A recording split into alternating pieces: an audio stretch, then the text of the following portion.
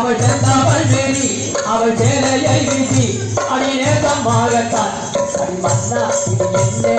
ஆதாயத்தான் கொஞ்சம் பெற்றோரே நன்னே நன்னே நானே நன்னா ஓ நானே நன்னா ஓ நானே நன்னே நானே நன்னா மங்கையூரான் அருகிருக்கே மன்னா கோடம் ஒன்று கையேற்றான் நன்னே நன்னே நானே நன்னா ஓ நானே நன்னா